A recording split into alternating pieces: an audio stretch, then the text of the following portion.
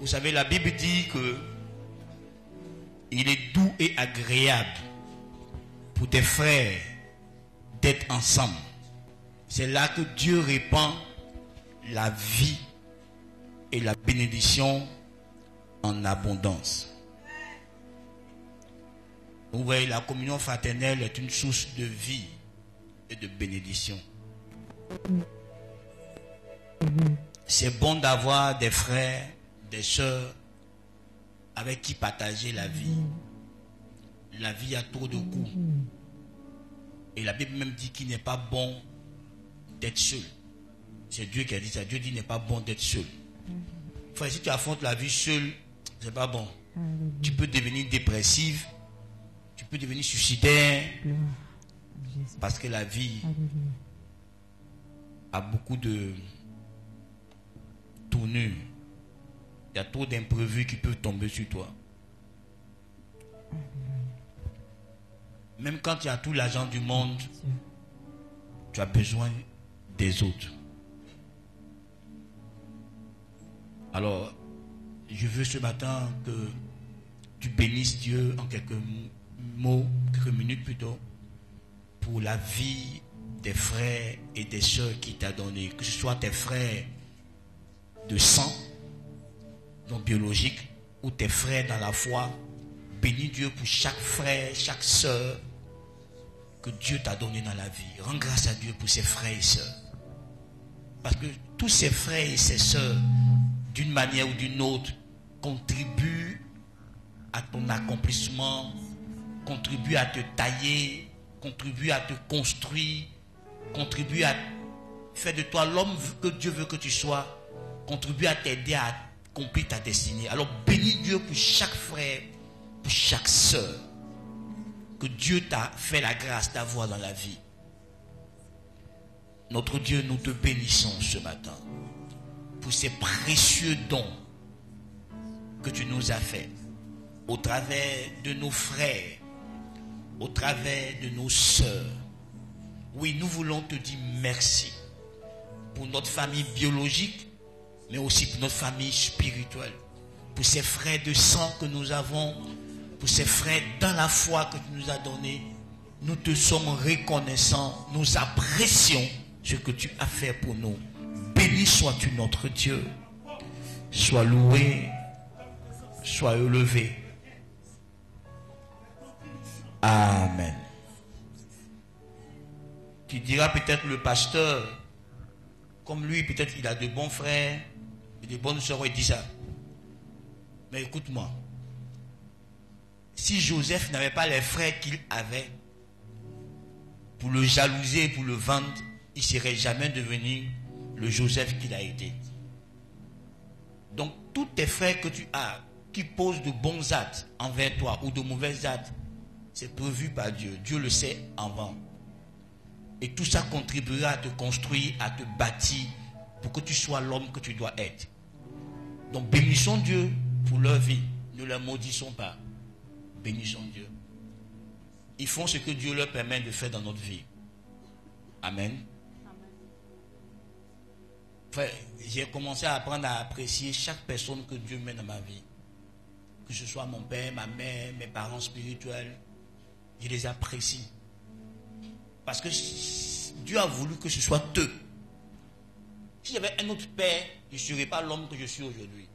C'est le père qu'il me fallait que Dieu m'a donné. C'est la mère qu'il me fallait que Dieu m'a donné. Et je rends grâce à Dieu chaque jour. Ils ont fait de leur mieux. Ils ont fait ce que Dieu a mis en leur pouvoir qu'ils devaient faire dans ma vie. Ils ne pouvaient pas faire autre chose que Dieu n'a pas mis en leur pouvoir. Tu vois, si ton papa n'est pas milliardaire, il ne faut pas t'attendre à ce que ton papa fasse les choses qu'un père qui est milliardaire fasse pour toi. Il n'est pas milliardaire. Donc apprécie l'effort qu'il a fourni pour qu'aujourd'hui tu sois là où tu es. Et bénis Dieu pour ton père, bénis Dieu pour ta mère, bénis Dieu pour tes frères et sœurs, bénis Dieu pour tes oncles, bénis Dieu pour tes tantes. Tout cela ont contribué d'une manière ou d'une autre à ce que tu deviennes la personne que tu es. Alors rends grâce à Dieu pour leur vie. Et si tu as les ressources que tu peux poser des actes de reconnaissance envers eux, fais-le. Parce que Dieu aime la reconnaissance. Amen.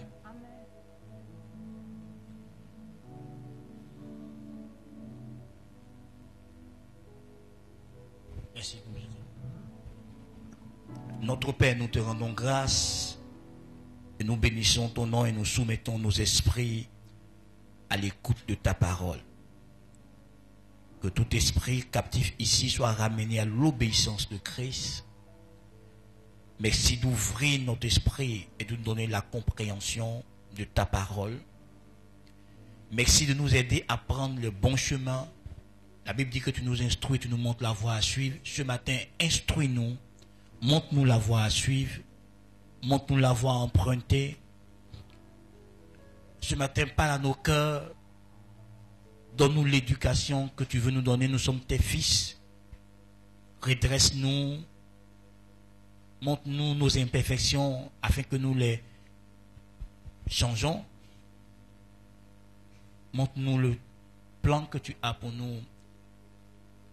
Montre-nous le chemin pour accomplir ce plan.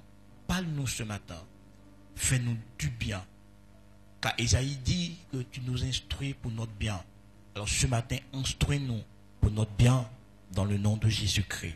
Bénis notre entendement et donne-nous d'accepter humblement la parole de Dieu et de l'appliquer à notre vie au nom de Jésus. Amen. Gloire à Dieu.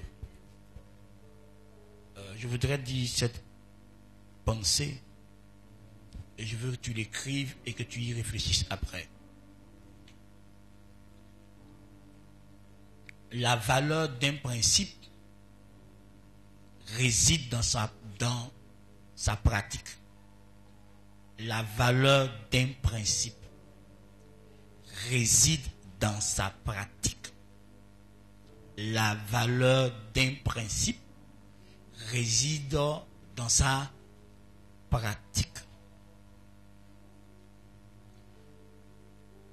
Tu ne pourras pas voir l'importance d'un principe ou l'efficacité d'un principe jusqu'à ce que tu aies pratiqué régulièrement ce principe.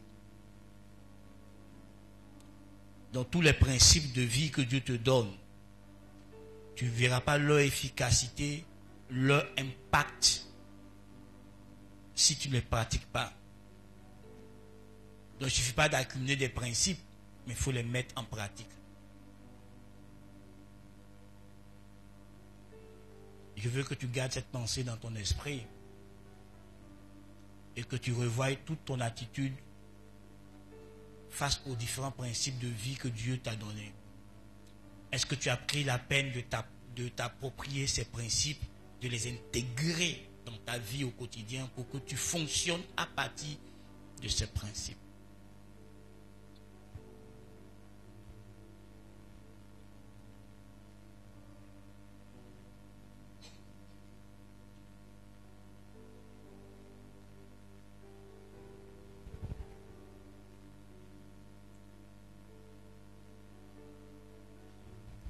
Dans la vie chrétienne, il y a des vertus qui sont fondamentales. Les connaître et les posséder sont une très bonne chose.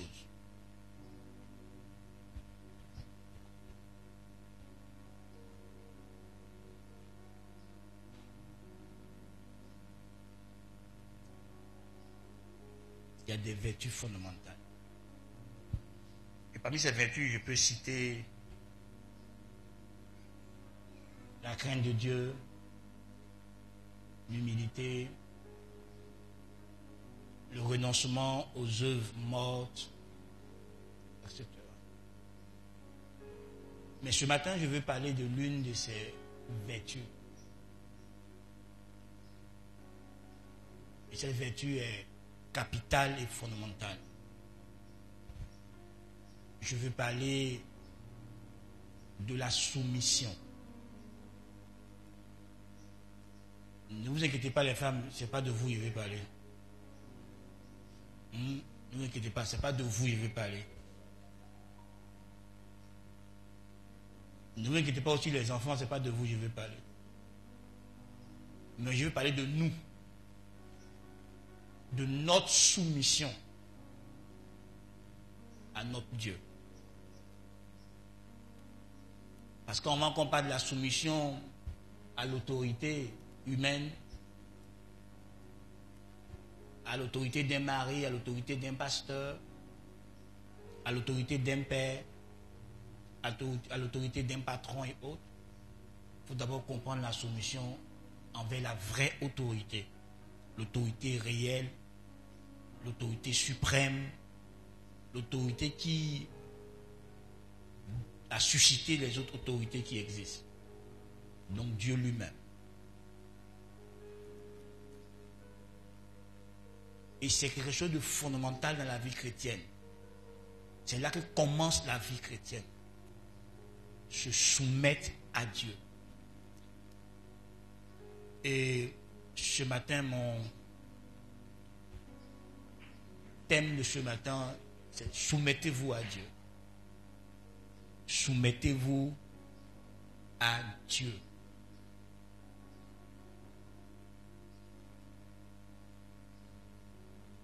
Soumettez-vous à Dieu.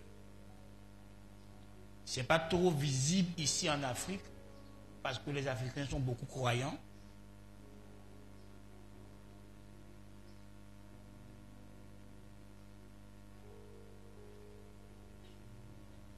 Mais quand tu vas en Europe, dans l'Occident, comme je me suis un peu beaucoup de documentaires et puis j'aime échanger avec des frères, des amis d'enfance qui sont en Europe et puis même des amis que j'ai eus grâce à certaines formations en ligne, des pasteurs et autres. L'Europe a pratiquement rejeté Dieu. L'Europe n'est pas soumise à Dieu à cause de beaucoup de facteurs. Là-bas, ils disent que c'est eux qui décident de ce qui est vrai. Chacun décide de ce qui est vrai pour lui. Que la vérité n'est pas absolue. Donc, la parole de Dieu n'a pas d'impact réel là-bas. Et même, un ami me disait, tu vois, la plupart des églises là-bas, ce sont les Africains, les Haïtiens qui vont à l'église. Mais les Blancs sont rares à partir à l'église. Parce qu'ils ne croient pas vraiment à l'existence de Dieu. À cause des découvertes scientifiques et beaucoup d'autres choses.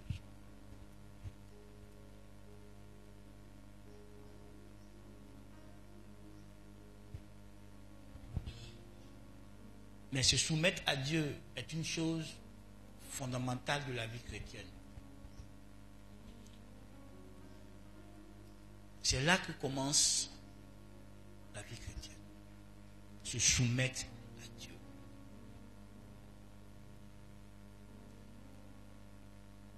Pour que tu puisses résister au diable, il faut au préalable que ta vie soit soumise à Dieu.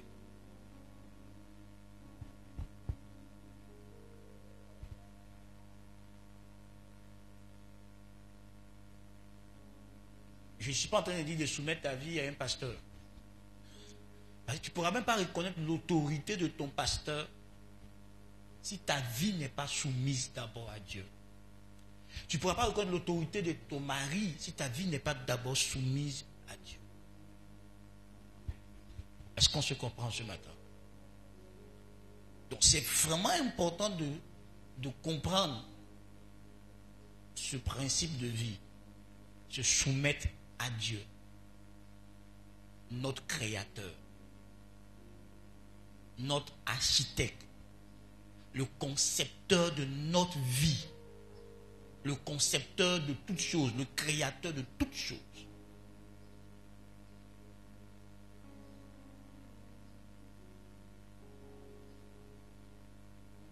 Nous tous, quand nous sommes convertis, on a fait cette confession. Je te reçois dans ma vie comme sauveur personnel et comme Seigneur. Mais c'est quoi Seigneur? C'est quoi un Seigneur? On a dit à Jésus qu'on le recevait dans nos vies comme un Seigneur ou comme le Seigneur, notre Seigneur. Il peut faire notre Seigneur. On l'a personnifié. Je te reçois comme mon Seigneur. Donc, il est venu dans notre vie en étant le Seigneur. C'est pas ça? Est-ce que c'est toi qui l'as rendu Seigneur? Non. Mais le jour où tu le recevais, tu as reconnu qu'il est Seigneur et tu l'as reçu comme Seigneur. Maintenant, dans la pratique, est-ce qu'il est vraiment ton Seigneur? Est-ce qu'il est vraiment ton Seigneur? Est-ce qu'il est vraiment le maître de ta vie? Pourtant, tu dis l'avoir reçu comme étant le Seigneur. Et avoir cru en lui comme étant le Sauveur et le Seigneur. Non seulement tu l'as accueilli, mais tu as cru encore qu'il est le Sauveur, qu'il est le Seigneur. Alléluia.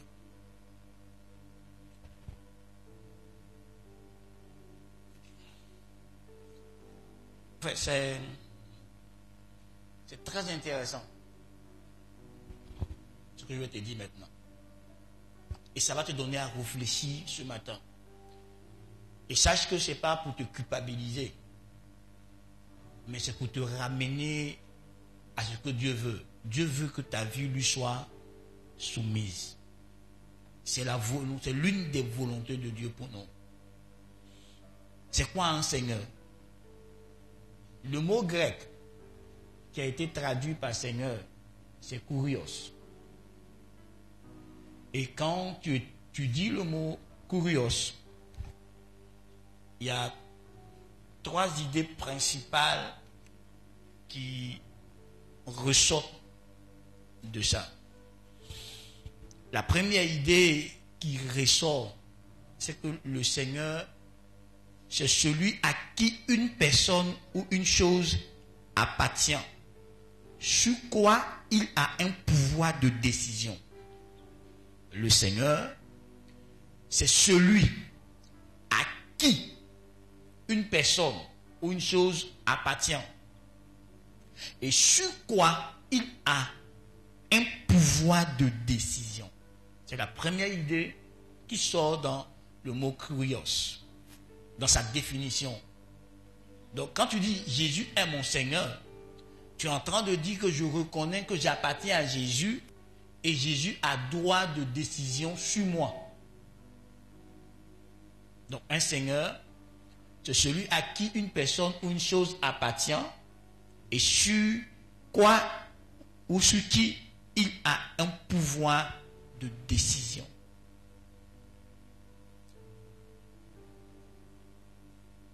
Donc dans cette définition-ci, il y a 2 choses importantes. Il y a appartenir et puis il y a avoir le pouvoir de décision. Donc le Seigneur est censé avoir un pouvoir de décision sur toi.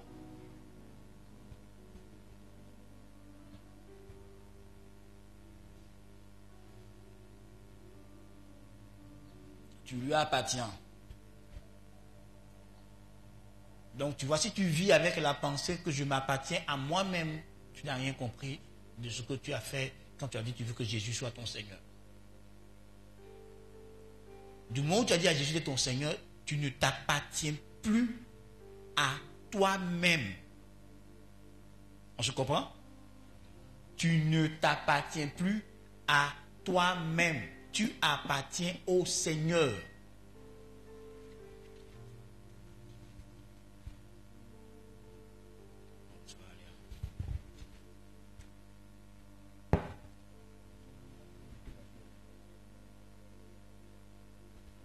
Merci. La deuxième idée, dans la définition de kurios, c'est celui qui possède et dispose d'une chose ou d'une personne. Celui qui possède et dispose d'une chose ou d'une personne. Donc, tu es censé appartenir à Dieu. Dieu te possède. Tu es la possession de Dieu. Tu es la propriété de Dieu. Et Dieu peut disposer de toi comme bon lui semble. Est-ce que toi, dans ta manière de vivre, tu es à la disposition de Dieu? Est-ce que dans ta manière de vivre, tu es à la disposition de Dieu? Est-ce que Dieu peut faire ce qu'il veut avec toi, quand il le veut et comme il le veut? Est-ce que Dieu peut librement t'utiliser à sa guise à lui?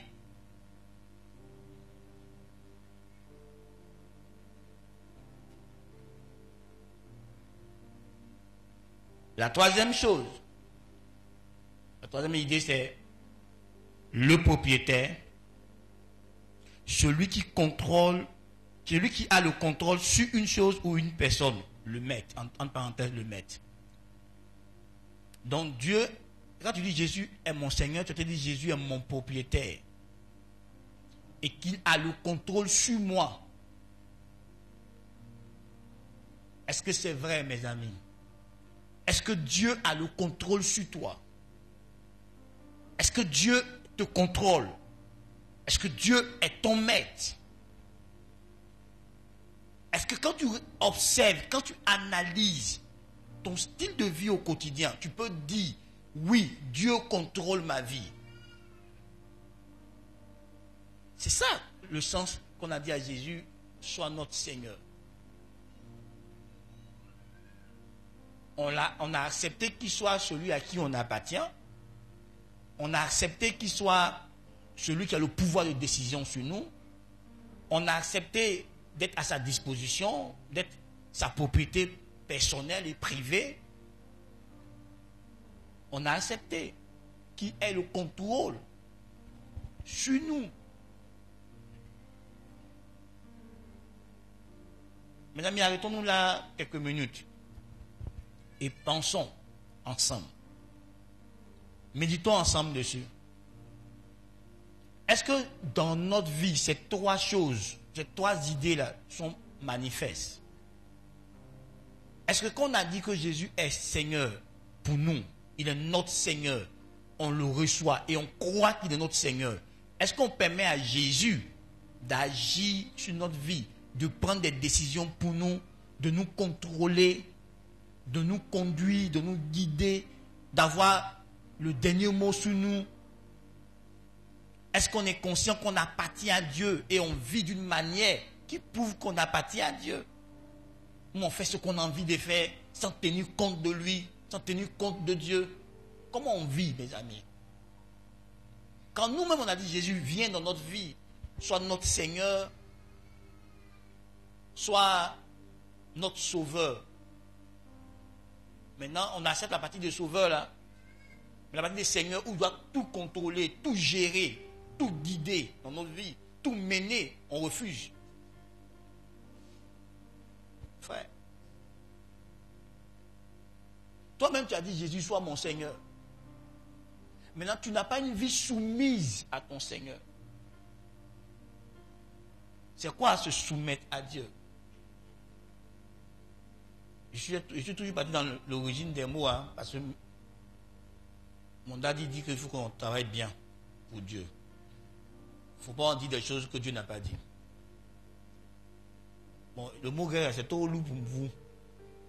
Moi-même, j'ai écouté mon audio là, j'ai mis pour essayer de répéter comme eux, mais vraiment, c'est ça. Donc, laissez ça. Si tu veux écrire, c'est H-U-P-O-T-A-S-S-O. Ah, tu as vu, non? Et puis la chose, on va écrire A. Ça veut dire quoi? Le mot grec veut dire que se soumettre, ou bien obéir à. Se soumettre à ou obéir à. Deuxième chose, se soumettre au contrôle de quelqu'un. Si tu veux, se mettre sous le contrôle de quelqu'un.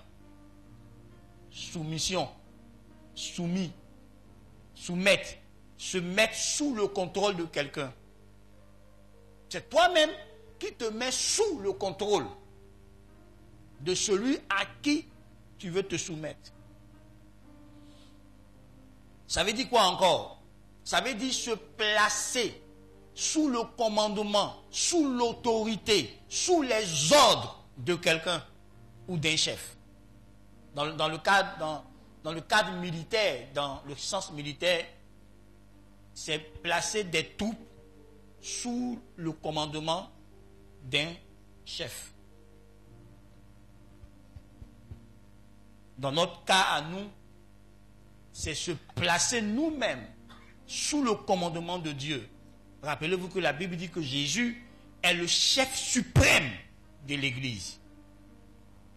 Donc tous les membres de l'Église doivent faire allégeance au chef suprême, c'est-à-dire à Jésus-Christ de Nazareth.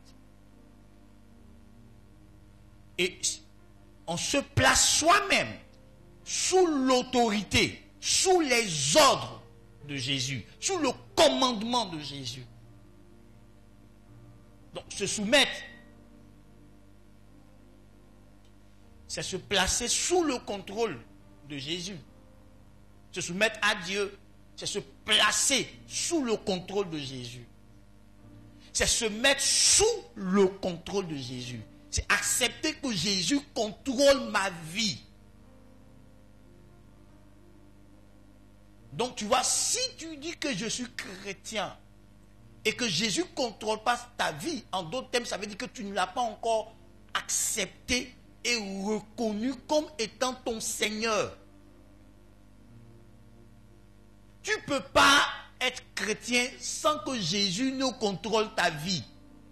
Je ne suis pas en train de dire un homme contrôle ta vie. Je ne suis pas en train de dire que ton pasteur, je ne suis pas en train de dire que ton père spirituel. Je dis Jésus contrôle ta vie. Qui? Jésus. Il est censé contrôler ta vie. S'il ne contrôle pas ta vie, il est tout dans ta vie sauf ton Seigneur. Or, si tu ne l'as pas accepté comme Seigneur, toutes les autres choses, il ne va pas le manifester. Quelqu'un a dit, si Jésus n'est pas le Seigneur de tout dans ta vie, il est le Seigneur de rien dans ta vie. Si chaque domaine de ta vie, tu ne le places pas sous l'autorité de Jésus, sous les ordres de Jésus, il n'est pas ton Seigneur. Et tu vois, c'est pour ça que c'est fondamental de le comprendre. Quand tu viens dans la maison de Dieu net, il faut que ton pasteur ou tes guides spirituels te fassent comprendre ça. Que tu viens de placer ta vie sous l'autorité, sous les ordres de Dieu, sous les ordres de Jésus, sous le contrôle de Jésus. Tu ne peux rien faire en dehors de l'ordre que Jésus t'a donné. Ils doivent te faire comprendre dès le départ que tu ne t'appartiens plus, que tu appartiens à Dieu, que tu es à la disposition de Dieu, et que tu dois permettre à Dieu de faire de ta vie ce que lui, Dieu, a prévu avant qu'il ne t'attire à lui.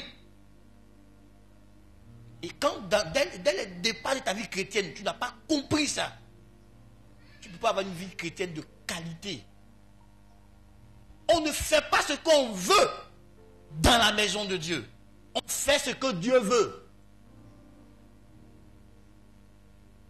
Et Paul le dit, il dit que nous qui croyons en Jésus, on vit pour celui qui est mort et ressuscité pour nous. On ne vit plus pour nous-mêmes, on vit pour lui. Et Paul le dit de diverses manières. Quand Paul dit, quoi que vous fassiez en parole ou en acte, faites-le au nom de Jésus. Quoi que vous fassiez en parole ou en acte, faites-le pour la gloire de Dieu. Tout ça, ça te ramène à une seule chose, que tu dois vivre pour lui. Tu dois vivre en lui, par lui et pour lui. Frère, ce matin, je veux que tu réfléchisses à la qualité de ta marche, à la qualité de ta vie. Parce que tu peux prier sans que ta vie soit soumise à Dieu. Regarde un peu à côté, tu verras les gens qui prient, mais leur vie n'est pas soumise à Dieu. Frère, est-ce que ta vie est soumise à Dieu? Toi seul as la réponse. Toi seul sais si ta vie est soumise à Dieu. Puisque c'est toi-même qui décides de soumettre ta vie à Dieu. Et vous voyez, dans le livre de Jacques, Jacques chapitre 4,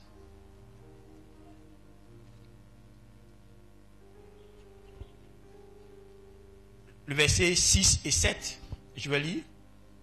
Jacques chapitre 4, verset 6 et 7, la Bible dit, il accorde au contraire une grâce plus excellente. C'est pourquoi l'Écriture dit, Dieu résiste aux orgueilleux, mais il fait grâce aux humbles. Soumettez-vous donc à Dieu. Résistez au diable et il fuira loin de vous.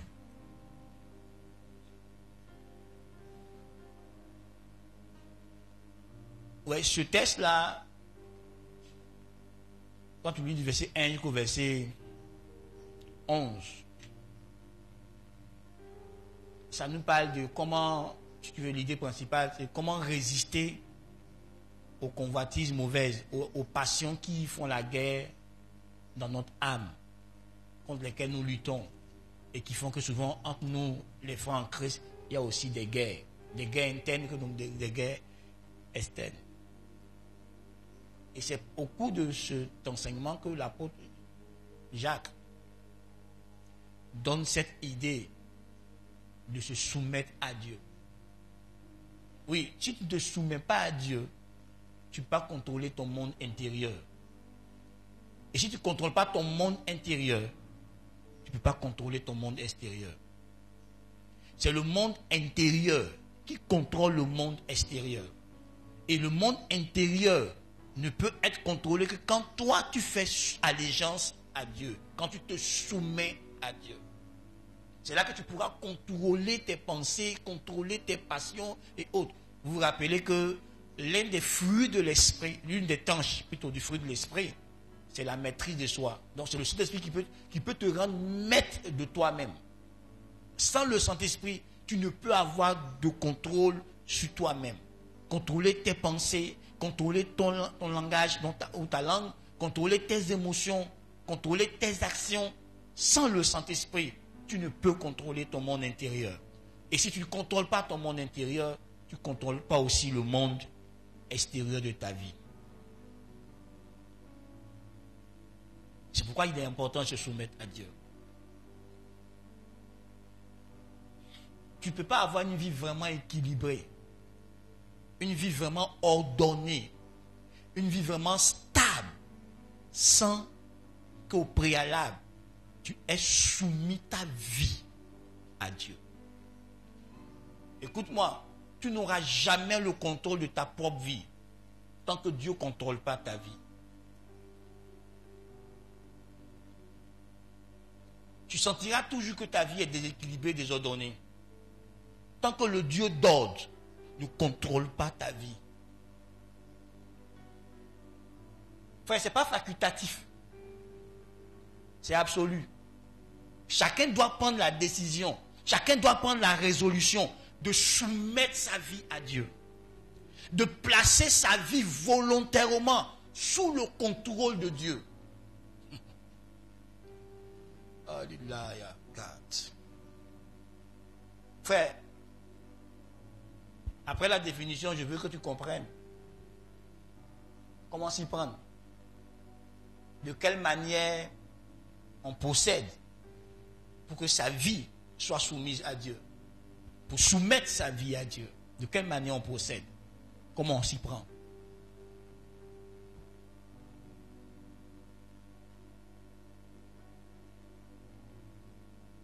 J'ai appris que la première des choses à faire, c'est de le reconnaître comme étant le chef, comme étant l'autorité. Alors, on va s'arrêter là un peu. Et dis-moi sincèrement, est-ce que tu reconnais dans ton esprit, dans ton homme intérieur, que celui qui a l'autorité, celui qui possède toutes choses, celui à qui toute chose est soumise, c'est Jésus-Christ? Est-ce que tu le reconnais? Est-ce que tu le reconnais dans ton cœur? Je peux te montrer une panoplie de versets qui montrent que toute chose a été placée sous les pieds de Jésus.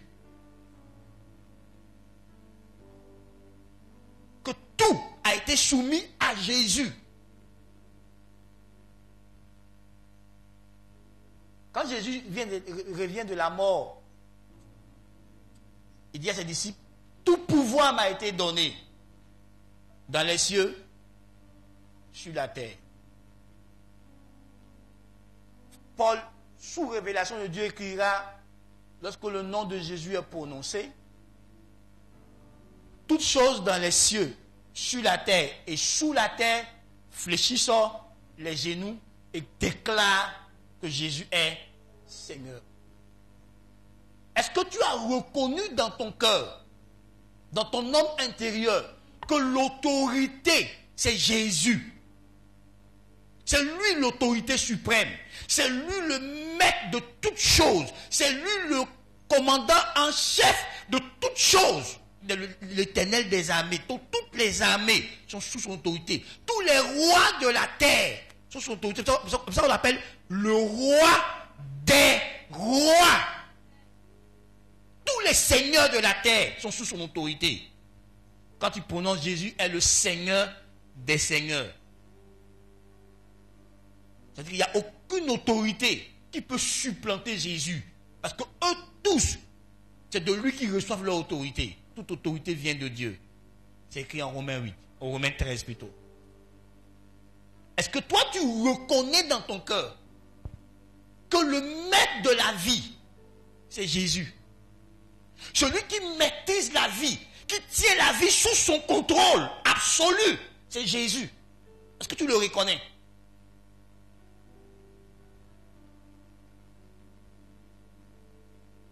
C'est pas là que ça commence, mon ami. Quand tu reconnais sa suprématie, quand tu reconnais que son Père l'a couronné au-dessus de tout. Hein, comme le dit Éphésiens chapitre 2, verset 11. C'est pourquoi il a reçu le nom qui est au-dessus de tout nom. Peu importe le nom grand que tu peux citer, ce nom n'est pas au-dessus du nom de Jésus. S'il te plaît, Antoine, prends-moi Éphésiens chapitre 1. Il faut aller vers le verset 20, 22 là-bas. Non, oui, c'est ça. Chapitre 1, Éphésiens 1.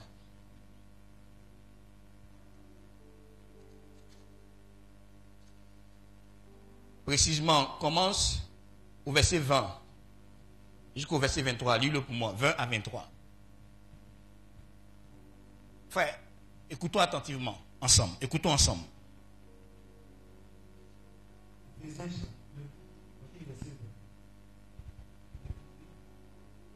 Il l'a déployé en Christ, en le ressuscitant des morts et en le faisant asseoir à sa droite dans les lieux célestes, au-dessus de toute domination, de toute autorité, de toute puissance, de toute dignité et de tout nom qui se peut nommer, non seulement dans le siècle présent, mais encore dans le siècle à venir. Il a tout mis sous ses pieds et il a donné pour chef suprême à l'Église. Il est son corps, la plénitude de celui qui remplit tout en tous. Merci. Là, on dit que Dieu a déployé sa grande puissance,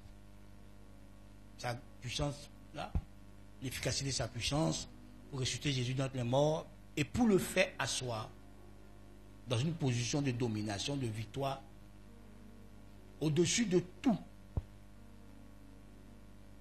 On dit tout. Toute autorité, toute dignité, toute domination, tout pouvoir, tout trône, visible ou invisible. Il est au-dessus de tout.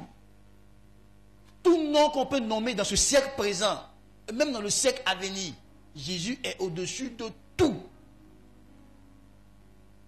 Tout a été soumis à ses pieds.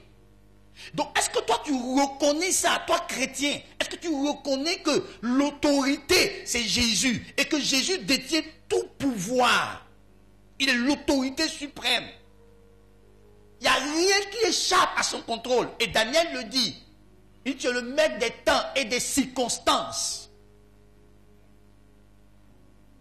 Est-ce que tu reconnais que toutes choses, incluant ta propre vie, dans les moindres détails, sont sous l'autorité de Jésus-Christ?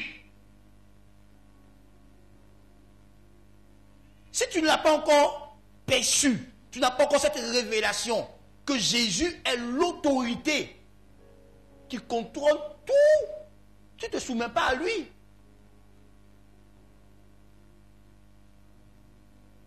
Est-ce que toi, tu l'as reconnu? Est-ce que tu le reconnais comme l'autorité?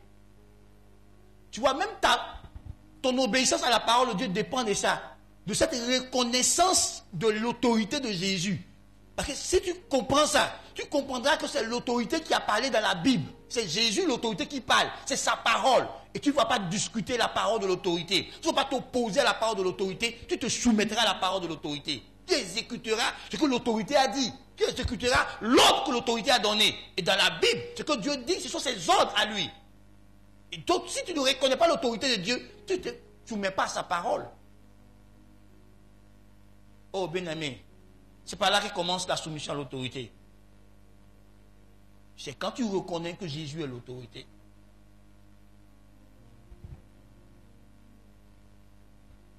Sinon, si tu ne reconnais pas comme le diable, tu fais la rébellion. Tout signe de rébellion, c'est parce que tu as oublié qui est l'autorité. Quand tu oublies que c'est Jésus qui est l'autorité. C'est là que tu te lèves contre l'ordre établi par Jésus. Vous voyez, cette terre est dans un ordre. Et si tu ne commences pas par Dieu, tu ne pourras pas vivre dans l'ordre.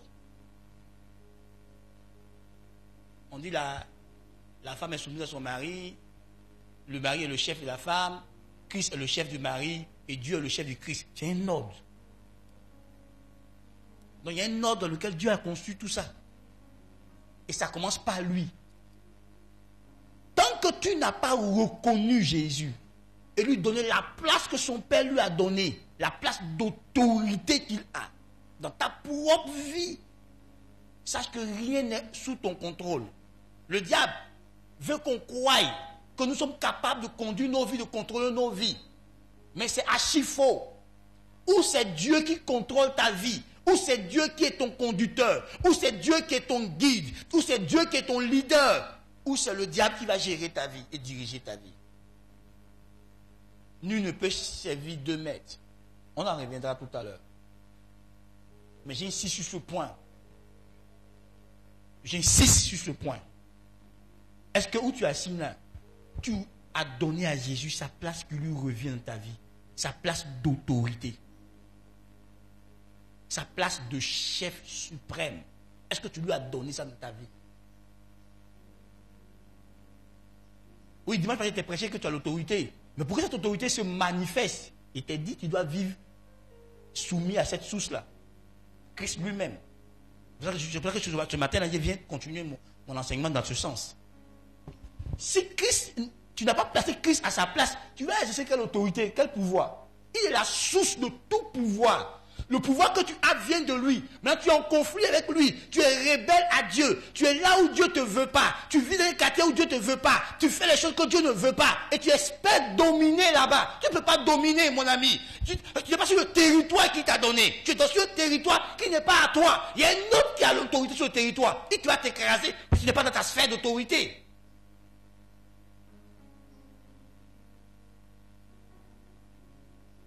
Chaque autorité a sa sphère où il exerce l'autorité. Tu ne peux pas aller chez quelqu'un d'autre où il exerce l'autorité là-bas. Il va te montrer qu'il est l'autorité là. Et comme tu es en conflit avec l'autorité, qui t'a donné l'autorité, tu n'es pas là où il faut, tu ne peux pas dominer. Oh mes amis. Il est si important pour chacun d'entre nous de faire allégeance à Jésus. De laisser Jésus contrôler notre vie. De laisser Jésus nous guider, nous diriger, nous mener, nous conduire. Frère, pas ton pasteur. Il dit Jésus, la parole de Dieu, faites chair, laisse-le te conduire, laisse-le te guider, laisse-le te mener. Mais pour ça, il faut reconnaître son autorité pour te soumettre à lui. Oh oui.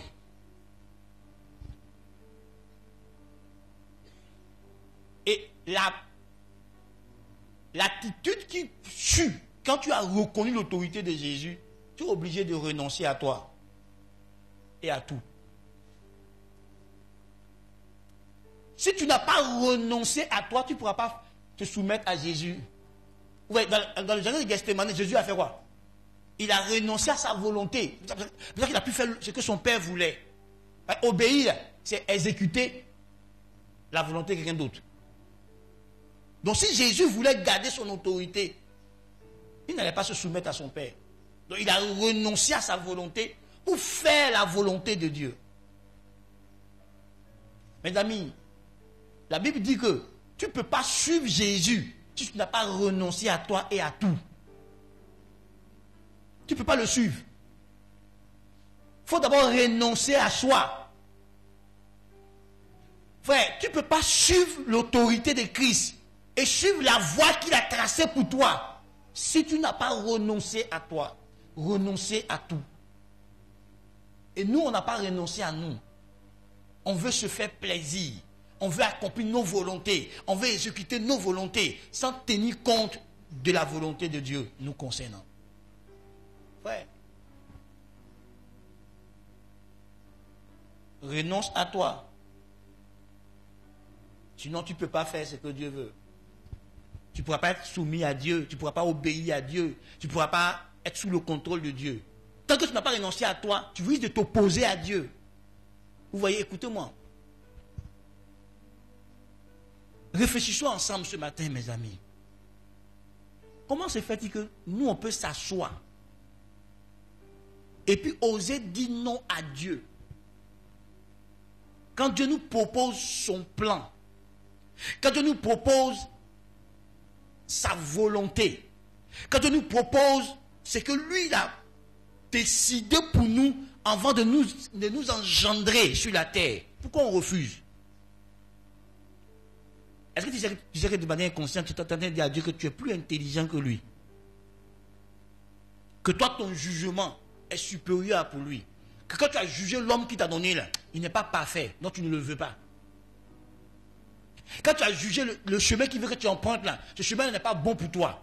Ce n'est pas un bon chemin. Non, toi, tu as ton chemin. C'est ton orgueil. C'est de l'orgueil. Parce qu'on trouve qu'on est plus sage. On est plus intelligent. On connaît la vie. On comprend la vie. Mieux que Dieu lui-même qui est la vie. C'est pour ça qu'on veut se conduire. Tu veux te conduire toi-même. Parce que tu estimes que tu connais la vie. Plus que celui qui a créé la vie. Tu veux te conduire toi-même. Parce que tu estimes que tu es plus sage, plus intelligent que le Seigneur. Qui est la sagesse en personne. C'est pour ça que tu veux te conduire. C'est pour ça que le choix qui te montre là, tu refuses de le faire. Mais quand il nous a donné le pouvoir, lui, il nous montre un chemin toujours à appointer. On dit, il a mis la mort et la vie, enfin c'est toi. Et puis il te dit, choisis la vie. Il dit pas ça. Choisis la vie. Donc il te montre la bonne voie à emprunter.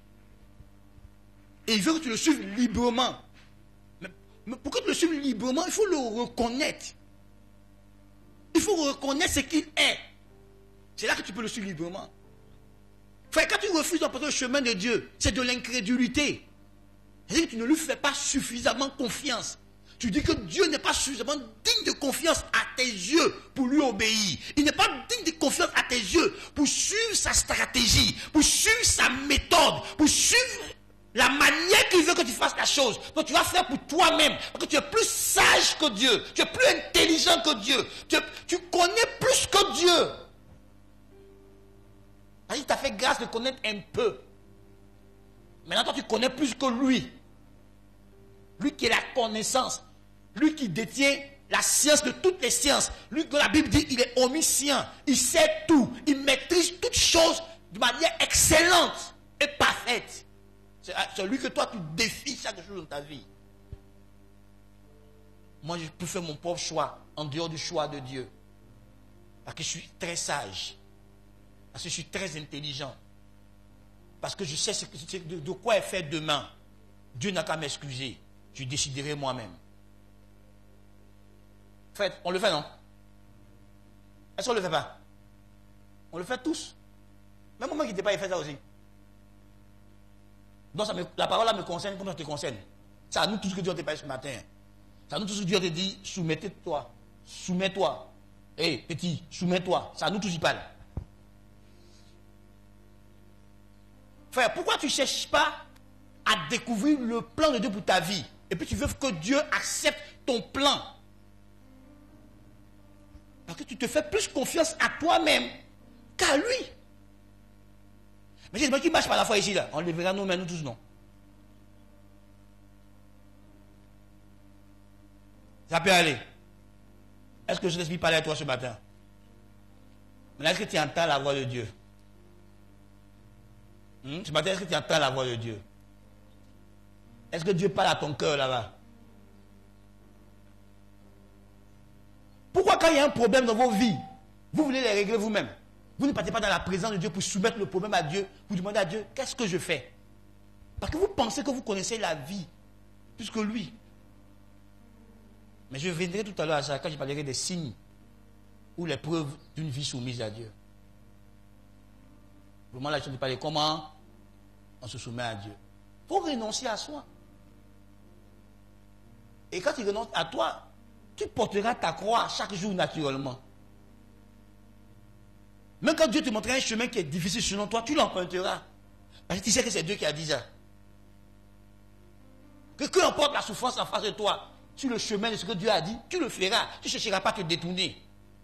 Parce que tu as renoncé à toi et tu as décidé de suivre Dieu. Frère, et tu vois, le dernier point de comment suivre Dieu, comment se soumettre à Dieu, c'est faire le choix de lui obéir. Je répète, faire quoi? Faire quoi? Donc chaque jour, tu fais quoi? Tu vois, tu es devant une jolie femme qui dit, mon frère, je suis prêt à te donner cadeau. Tu es marié ou tu n'es pas marié, tu es chrétien. Tu feras un choix là. Celui de dire non. Quand tu dis non, madame, je ne peux pas faire, tu es soumis à Dieu. Tu viens d'obéir à Dieu. Puisque Dieu a dit, tu ne commettras ni adultère, ni fornication. Donc quand tu refuses de faire la fornication, parce que tu es soumis à Dieu. C'est ce que Joseph a fait en face de la femme de Potiphar. Il a choisi de suivre l'ordre de Dieu. L'ordre de Dieu dit qu'il ne doit pas vivre dans l'impudicité, dans l'adultère, dans la fornication. Quand tu es en face de mentir, un petit mensonge pour te sauver, et puis tu dis la vérité, puis tu assumes la conséquence, tu as choisi de te soumettre à Dieu. Tu as choisi l'ordre de Dieu. Vous voyez, quand tu te soumets à ton mari, tu as choisi l'ordre de Dieu. Quand tu te soumets à une autorité parentale, ecclésiastique, tu as choisi l'ordre de Dieu, parce que c'est Dieu qui a dit soumettez-vous aux autorités. Ce n'est pas l'autorité qui dit soumets-toi à moi, c'est Dieu qui dit toi, soumets-toi à celui que j'ai établi comme mon représentant. Donc quand tu obéis, c'est à Dieu que tu obéis, ce n'est pas à l'homme que tu obéis. Quand tu pries sans cesse, tu es soumis à l'ordre de Dieu. Ce sont les ordres de Dieu qui disent de prier sans cesse. C'est l'ordre de Dieu qui dit qu'il faut marcher par l'esprit. C'est l'ordre de Dieu qui dit qu'il faut être patient. C'est l'ordre de Dieu qui dit qu'il faut être miséricordieux. C'est l'ordre de Dieu qui dit qu'il faut pardonner à ceux qui t'ont offensé. Donc, à chaque fois que tu pardonnes à ceux qui t'ont offensé, tu te soumets à l'ordre de Dieu. Donc, ce n'est pas que tu es faible, que l'autre a gagné, que l'autre a eu raison. Non! C'est une question de soumission à Dieu. Ce n'est pas une question de perdre. Ce n'est pas une question d'être humilié. Non. C'est une question que moi, je suis soumis à Dieu. Et comme l'ordre de Dieu me dit, si quelqu'un m'a offensé, je dois lui pardonner. Même si la personne ne m'a pas demandé pardon, je lui accorde mon pardon pour que je demeure sous l'autorité de Dieu. Sous le contrôle de Dieu. Et non sous le contrôle de la rancune ou de la colère ou de la haine, pour que je n'ai pas des paroles haineuses dans ma bouche, pour que je mène des actions de haine. Parce qu'une des actions de la haine, c'est les calomnies, c'est parler mal des gens, c'est commencer à dire des choses sur la personne, raconter n'importe quoi sur lui. Une des paroles, des fruits de la haine, c'est vouloir se venger. Donc quand tu dois te venger, tu n'es plus sous l'autorité de Dieu, tu es sous l'autorité de la haine. Est-ce que Dieu parle à quelqu'un ce matin? Donc chaque jour de ta vie, tu auras à décider, tu auras à prendre des décisions de rester soumis à Dieu en exécutant les ordres que Dieu t'a donnés. Peu importe ce qui se passe, toi tu ne permettras à personne de t'arracher la parole de ton cœur. C'est pour ça que David, il a découvert ça, il a dit: je sais ta parole dans mon cœur afin de ne pas pécher contre toi. Donc c'est le fait de décider de conserver la parole de Dieu au plus profond de nous, de rester attaché à la parole de Dieu, qui nous donne la capacité de ne pas pécher. C'est pas autre chose. C'est quand je décide de garder la parole de Dieu. Donc quand je décide de rester sous l'autorité de Dieu, quoi qu'il arrive, Dieu va me conduire, Dieu va me contrôler. Donc même mes sentiments, je les soumets à la parole de Dieu. Je ne laisse pas mes sentiments me dominer. Quand je suis un enfant de Dieu, je suis dominé que par la parole de Dieu. Parce que quand tu prends tes sentiments, tu sortiras de l'autorité de Dieu. Tu nous sauves vivre parce qu'on ressent. Mais il y a des choses qu'on ne fera pas. Ce n'est pas toujours qu'on ressent de bonnes choses. Il y a des jours où on ressent des choses négatives. Mais on est soumis à la parole de Dieu. On dit nos sentiments: tu ne me feras pas faire ce que tu veux là. Je vais faire ce que la Bible dit. Donc malgré que nos sentiments ressentent des choses, on fait ce que la Bible dit. Parce qu'on a décidé d'être soumis à Dieu. Donc tu vois, ta soumission à ton mari ne dépend pas de l'attitude de ton mari. Ça dépend de ton attitude à toi, de ce que tu as décidé d'être une femme qui est soumise à Dieu. Une femme qui est contrôlée par Dieu. Une femme qui fait la volonté de Dieu. Donc que ton mari ne fasse pas ce que lui a fait, toi, parce que tu es soumis à Dieu, tu fais ce que Dieu te demande de faire. Et le combat, c'est Dieu qui le mène pour toi. Vous marchez avec vos sentiments, vous pensez que vous ne marchez pas à l'Esprit de Dieu. Quand tu marches par la parole de Dieu, tu ne fais pas ce que tu veux. Tu fais que ce que Dieu veut. Même quand c'est un prix doux. Même quand une partie de toi est en train de mourir. Parce que tu fais ce que Dieu veut. Ça te fait mal, mais tu fais ce que Dieu veut. C'est pour ça qu'on dit que quand tu renouvelles ton homme intérieur, ton homme extérieur se détruit.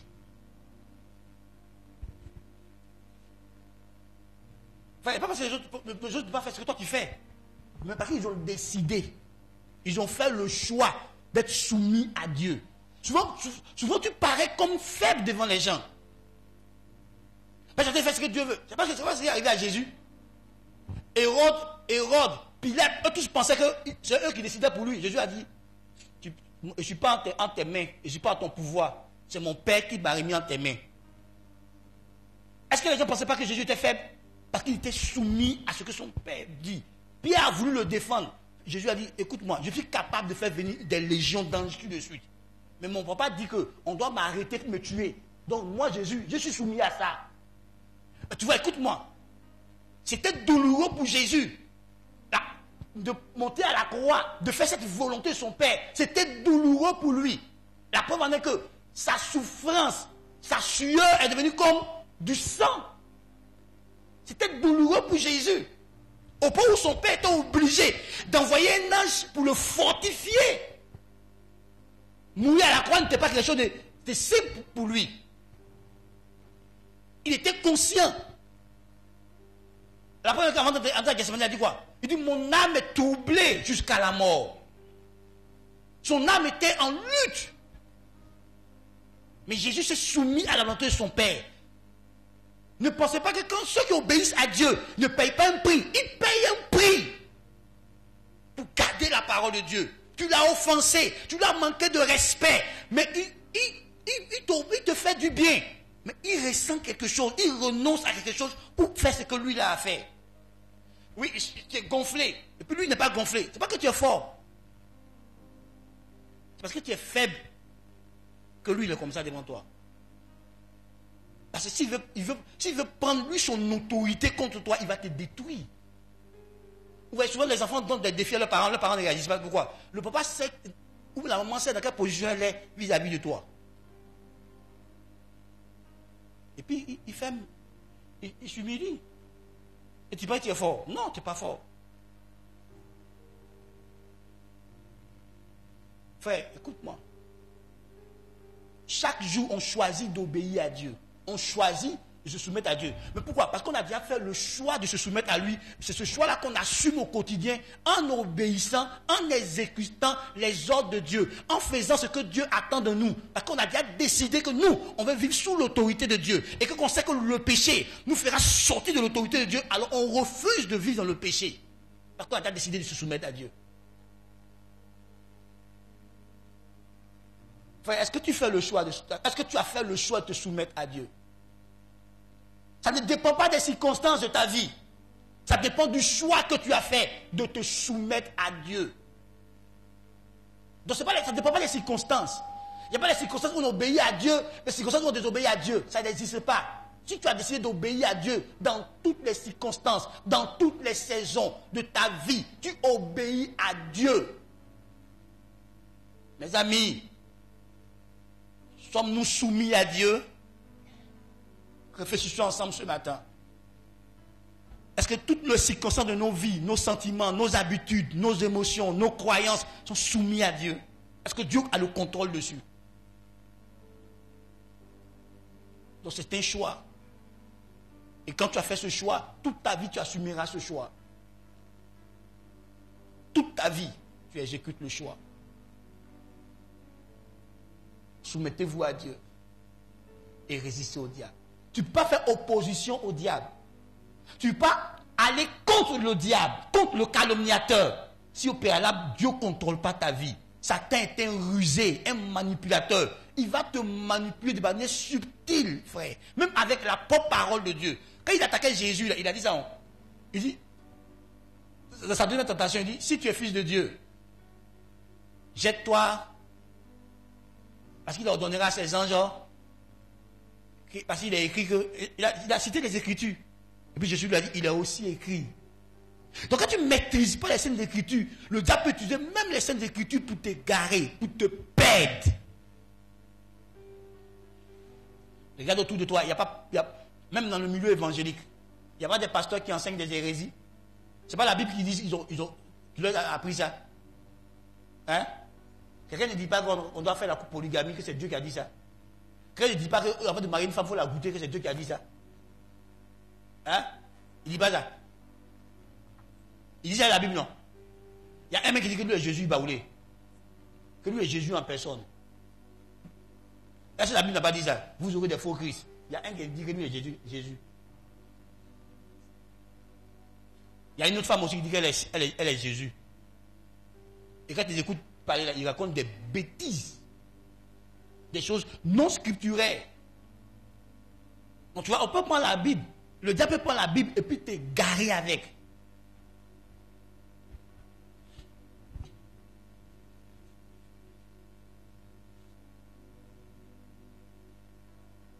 Qui comprend ce que je dis?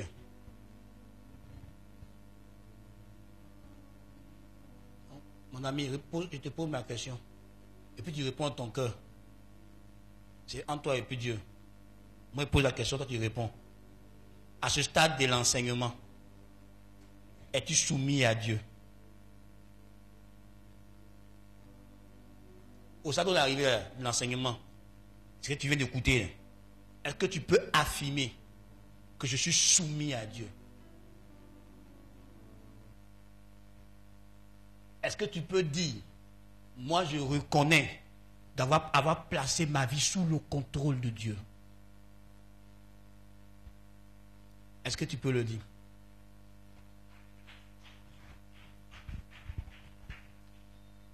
Je ne donnerai pas tous les signes, parce qu'il y en a tellement. Donc je donnerai quelques signes d'une vie soumise à Dieu. Quelques signes d'une vie soumise à Dieu.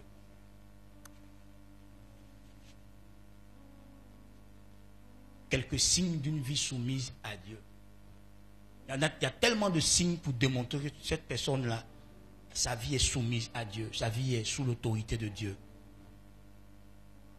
Et parmi ces quelques signes, on parlera ce matin, en premier lieu, de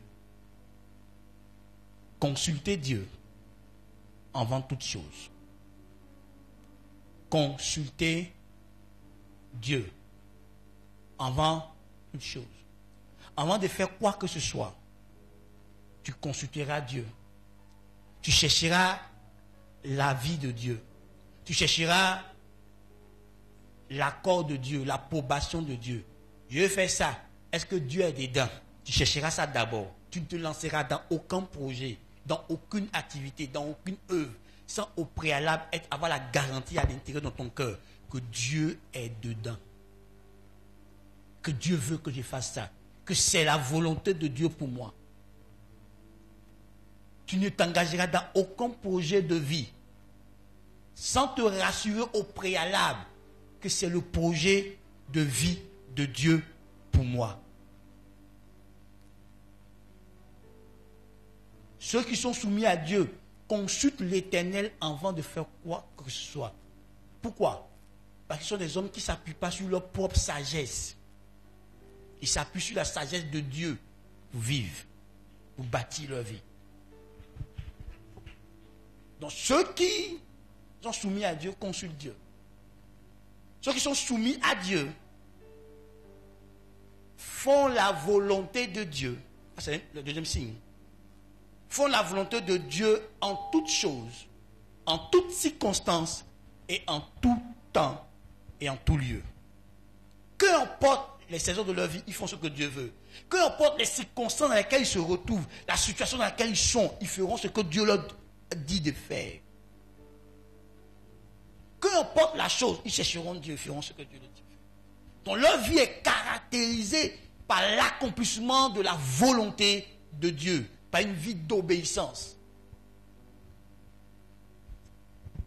Ceux qui ont leur vie soumise à Dieu font que la volonté de Dieu. Qu'importe les circonstances, ils feront ce que Dieu attend d'eux. Qu'importe les temps, qu'importe les saisons de leur vie, ils feront ce que Dieu attend d'eux. Exemple, Jésus lui-même. Est-ce que tu as vu Jésus faire une chose que son Père n'a pas dite? Mais pourquoi? Parce qu'il était soumis à son Père. Il n'a rien fait de sa propre initiative.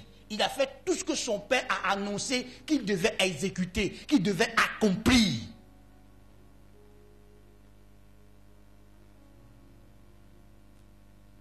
Ceux qui ont une vie soumise à Dieu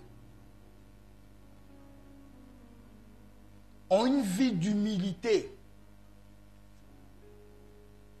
Parce qu'ils dépendent de Dieu. Donc ils sont des personnes humbles. Parce qu'ils reconnaissent qu'ils sont ce qu'ils sont par la grâce de Dieu. Que ce n'est pas parce qu'ils sont meilleurs aux autres que Dieu a fait ça. C'est juste que Dieu leur a fait grâce. Donc ils ne sont pas hautains. Ils ne sont pas orgueilleux.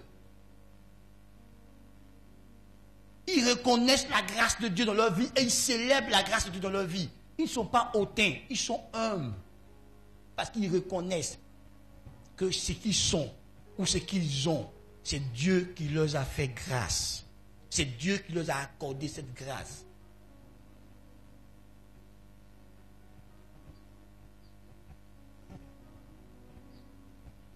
Mes amis, c'est de la prétention de dire que c'est ma force, c'est mon intelligence qui m'a permis d'avoir tel bien, qui m'a permis d'avoir telle position dans la vie. C'est de la prétention. Parce que même ton intelligence et la force dont tu parles te viennent de lui. Si tu n'as pas donné cette force, tu peux faire quoi? Paul dit, je puis tout par celui qui me fortifie. Donc tout ce que nous arrivons à accomplir, parce que Dieu nous en donne la force, Dieu nous en donne les capacités. Nos capacités viennent de Dieu. Nos facultés viennent de Dieu. Nos dons viennent de Dieu. Notre intelligence, notre compréhension, tout ça vient de Dieu. Et tu n'es pas capable de reconnaître Dieu. Si Dieu n'ouvre pas ton intelligence, tu peux comprendre quoi? Si Dieu n'ôte pas le voile, tu peux comprendre quoi? Tu peux accéder à quelle lumière si Dieu n'ôte pas le voile, si Dieu ne t'accorde pas la révélation? Qu'est-ce que toi tu peux faire?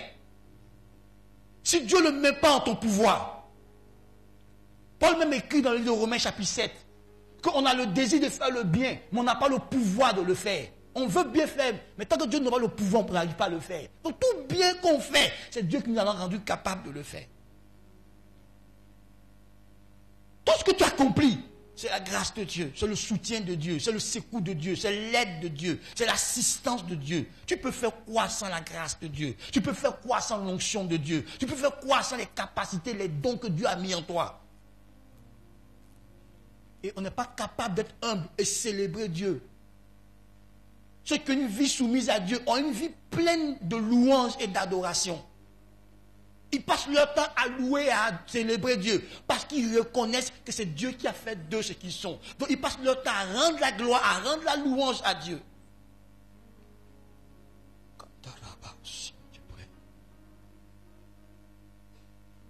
Si tu ne loues pas Dieu, parce que tu ne le reconnais pas dans tes voies. Proverbe dit, reconnaissez l'Éternel dans toutes vos voies. Proverbe chapitre 3, je crois, verset 6 ou 7 là-bas, tu vas lire ça là-bas. Reconnaissez Dieu dans toutes vos voies. Si tu reconnais Dieu dans toutes tes voies, ta bouche sera remplie de louanges et d'adoration. Parce que tu sais que ce que tu as, c'est Dieu qui l'a fait. C'est Dieu qui est intervenu. C'est Dieu qui a opéré. C'est Dieu qui t'a donné l'idée. C'est Dieu qui t'a donné comment développer l'idée. Tout ça, c'est Dieu. Tu reconnaîtras Dieu. Donc tu ne seras pas enflé d'orgueil. Tu seras plutôt un homme qui a la louange dans sa bouche, qui a l'adoration dans sa bouche, qui célèbre Dieu, qui reconnaît ce que Dieu a fait et encourage les autres que Dieu peut faire aussi pour toi. Si Dieu a fait pour moi, il peut le faire pour toi. Tu n'es pas prétentieux, vaniteux, parce que tu sais que tu es ce que tu es, parce que Dieu t'en a donné la force et la grâce.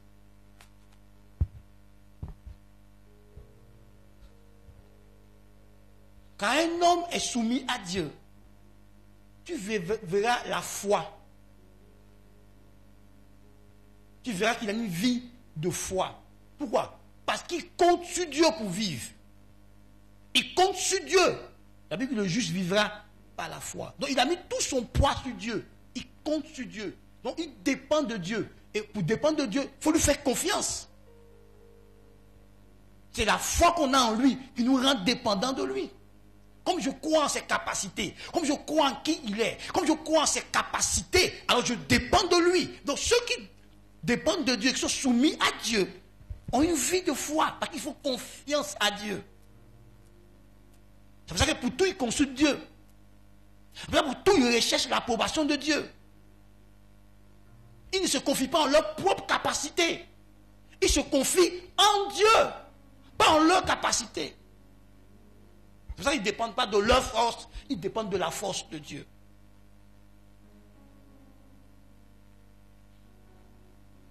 Oh mes amis,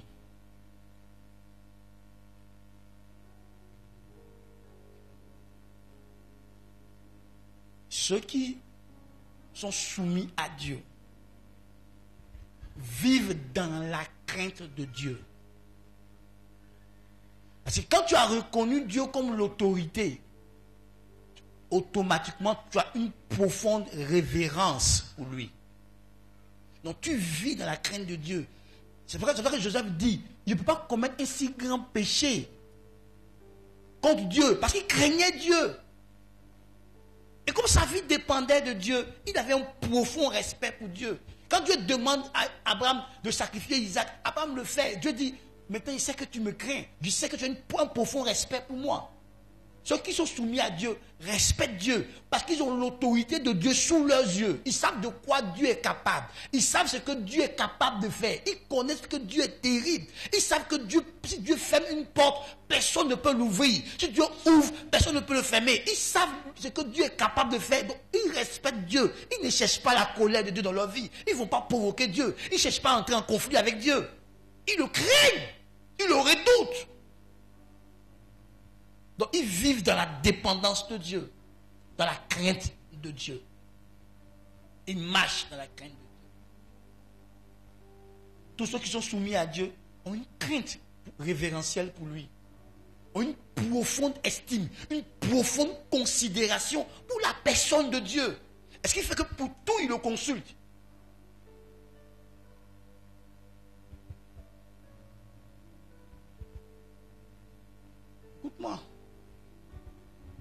tu as une vie qui défie Dieu, tu n'es pas soumis à Dieu, que tu ne le crains pas. Ceux qui craignent Dieu, là, ils se détournent du mal. Parce qu'ils savent ce que Dieu fait quand il y a péché. Donc ils se détournent du mal. Ils se gardent purs pour ne pas attirer la colère de Dieu à eux, le jugement de Dieu à eux, la correction de Dieu à eux. Frère, si tu peux parler avec arrogance, comme si toi tu sais de quoi demain est fait, parce que tu ne connais pas Dieu là.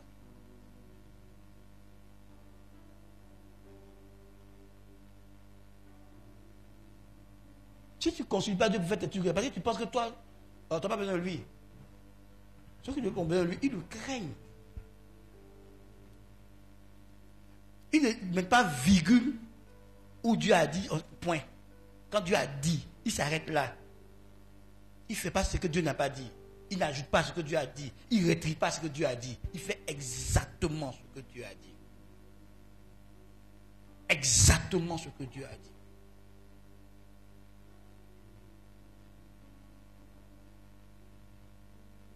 Est-ce qu'on se comprend? Est-ce que nous vivons dans la crainte de Dieu? Est-ce que nous vivons dans le respect de Dieu? Frère, tu n'as pas besoin que ton pasteur te surveille. Hein? Tu n'as pas besoin que ton frère en Christ te surveille. Toi seul, quand tu es conscient que tu vis sous l'autorité de Dieu, que Dieu est en toi, c'est toi seul qui te détourne du mal. Au regard des abris, dans le secret, dans l'intimité, c'est toi seul qui vis. C'est pas parce que les gens sont là que tu vis ta sanctification. Même quand tu es seul, tu vis ta sanctification. C'est là où on voit le poids de ta vie chrétienne. Quand tu es seul, où il n'y a personne qui te voit face au mal, où il n'y a aucun regard humain, mais comme tu es conscient de la présence de Dieu, tu te détournes du mal, comme dans le cas de Joseph. C'est là où on voit le fruit de ta vie chrétienne. On voit la profondeur de ta vie chrétienne. Si tu es capable de garder la parole de Dieu, quand il n'y a aucun regard humain, ce n'est pas devant les regards humains que tu ne garderas pas la parole de Dieu. Vous savez, ceux qui travaillent sur leur vie commencent par travailler dans leur pensée et dans leur cœur. Parce qu'ils savent que Dieu regarde au cœur. Les paroles ou les actes, ce sont les reflets de mes pensées. Mes paroles ou mes actes, c'est les reflets de mes pensées. C'est la réplique de mes pensées. Est-ce que je pense ça que je traduis en paroles? Est-ce que je pense que je traduis en actes? Donc si je contrôle mes pensées, je contrôle mon langage, je contrôle mes actes.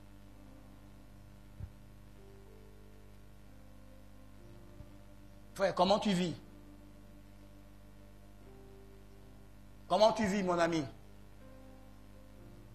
Est-ce que tu marches dans la crainte de Dieu? Parce que tu sais que ta vie est sous l'autorité de Dieu.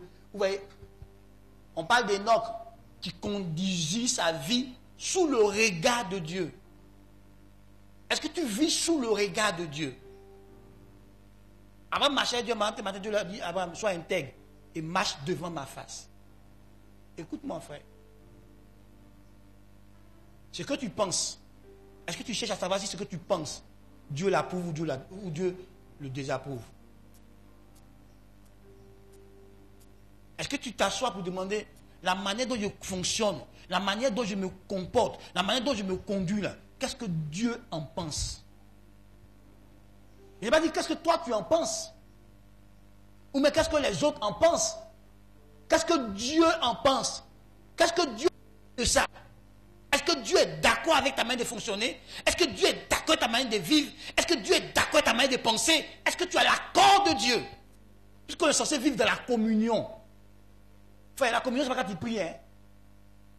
La communion, c'est le fait que tu as accepté de vivre en accord avec Dieu. Or, ça passe dans cette soumission-là. Donc, tu vois, ceux qui ont une communion avec Dieu, ce sont ceux qui ont décidé de se soumettre à Dieu. Parce qu'ils obéissent à Dieu. Parce qu'ils font ce que Dieu veut. Donc, ils ont décidé de vivre une vie en accord avec Dieu. Donc, ils sont dans une communion avec Dieu. Tu ne peux pas être insoumis et puis tu as une communion avec Dieu. Tu mens, mes amis. Vous savez, l'Église a réduit la communion à la prière. J'ai prié sans communion avec Dieu. Qui t'a dit ça? Regarde à côté, il y a des mystiques qui prient sans communion avec Dieu. Même les féticheurs prient, on appelle leur prière les incantations. Pas ça. Nous, les chrétiens, on appelle eux leur prière incantation. C'est prière, mais ils ne sont pas en communion à Dieu. Donc tu peux prier saint en communion à Dieu parce que tu n'es pas en accord avec Dieu puis tu pries. Frère, tu es censé grandir ta communion à Dieu. Donc de grandir ton accord à Dieu. Et c'est en obéissant à Dieu, en étudiant la loi de Dieu, en marchant selon la loi de Dieu, que tu es vraiment en communion à Dieu. Frère, écoute-moi. Vous qui cherchez une vie de prière, développez une vie de méditation sérieuse. Et voici, la vie de prière ne va pas couler naturellement dans votre vie. Tu ne peux pas garder la parole de Dieu en toi sans prier. Parce que la parole de Dieu te poussera à le chercher de tout ton cœur. Si tu gardes la parole de Dieu, tu médites la Bible abondamment, tu la gardes en toi, la Bible te fera prier. Parce qu'il y a des trucs là-bas, tu as découvert que ce sont des promesses à acquérir. Donc tu vois, ça s'est transformé en sujet de prière. Ouais, quand tu médites par exemple la parole de Dieu, la parole de Dieu dit, soumets-toi à Dieu. Et que tu reconnais que tu n'es pas soumis à Dieu, tu vas faire quoi? Tu vas prier. Pour dire Dieu, aide-moi à me soumettre à toi. Donc tu vois, la parole de Dieu donnera des sujets de prière. Quand tu vas lire la parole de Dieu dit, sois humble. Et que tu te rends compte que tu n'es pas humble, tu feras quoi? Tu prieras pour être humble. Mais si tu te rends compte que tu es humble un peu, tu prieras pour grandir dans l'humilité. Donc forcément la parole de Dieu te poussera à lui parler. Tu prieras. Si tu médites la Bible, tu auras une vie de prière naturellement. Parce que la Bible te poussera à parler à ton Père. Elle te poussera à parler avec lui, à échanger avec lui. Tu vois, un des signes de ceux qui sont soumis à Dieu, c'est une vie de prière. Puisqu'ils dépendent de Dieu. Non, ils prient. Ils ont une vie de prière. Ben, ne pas prier, ne pas fléchir genoux devant Dieu, c'est dire à Dieu que je peux contrôler ma vie sans toi. Or, ceux qui savent qu'ils peuvent contrôler leur vie sans Dieu, ils sont tous dans le genou devant Dieu. Pour tout, ils demandent la sagesse de Dieu. Pour tout, ils demandent le secours de Dieu. Pour tout, ils demandent l'assistance de Dieu. Ils prient.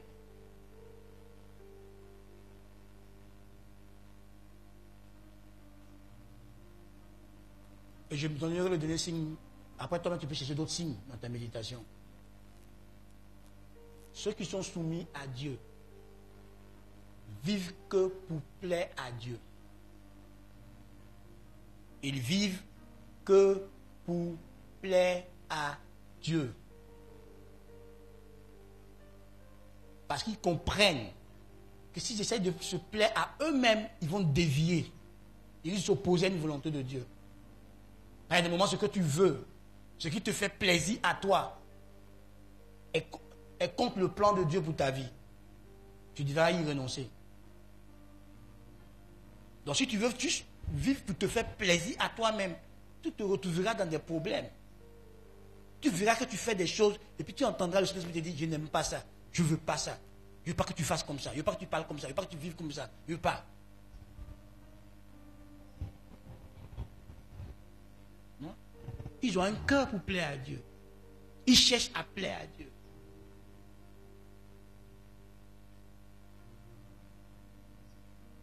Les fruits d'une vie soumise à Dieu. Quand tu as une vie soumise à Dieu, les fruits que tu as, il y a beaucoup de fruits, mais il les regroupés dans des grandes idées. C'est que tu auras une vie d'impact au maximum. Tout comme Jésus. La vie de Jésus nous impacte jusqu'à aujourd'hui. Quand tu as une vie soumise à Dieu, tu porteras du fruit. Tu auras de l'impact à un niveau élevé. Plus tu es soumis, plus ton impact sera grand. Plus ta soumission à Dieu est profonde, plus l'impact que tu auras pour la gloire de Dieu sera grand. Un des fruits d'une vie soumise, c'est que tu seras utilisé par Dieu. Dieu se sert des hommes et des femmes qui lui sont soumis. Il se sert vraiment d'eux. Donc, tu seras au service de Dieu et tu auras de l'impact.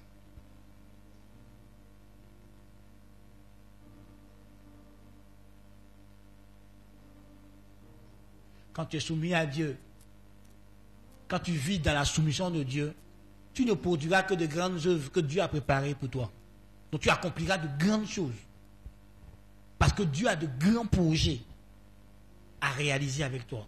Donc quand tu es soumis à Dieu, il télécharge dans ton esprit les plans qu'il a pour toi, les desseins qu'il a pour toi, les projets qu'il veut faire avec toi. Donc il télécharge dans ton esprit. Quand tu vis soumis à Dieu, je pèse bien mes mots, tu ne manqueras jamais de direction divine. Tu sauras toujours quoi faire dans n'importe quelle situation. Tu auras toujours la direction de Dieu. Parce que Dieu te conduit. Parce qu'il conduit les hommes qui lui sont soumis. Donc il ne manque pas de direction divine.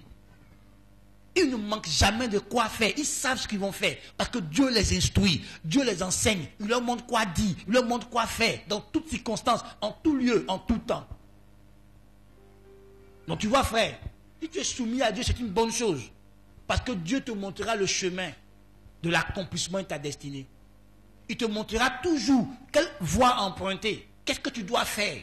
Qu'est-ce que tu dois dire dans cette situation? Qu'est-ce que tu dois faire dans cette situation? Parce que ta vie est soumise à Dieu. Tu ne manques pas de direction. C'est l'un des fruits d'une vie soumise à Dieu.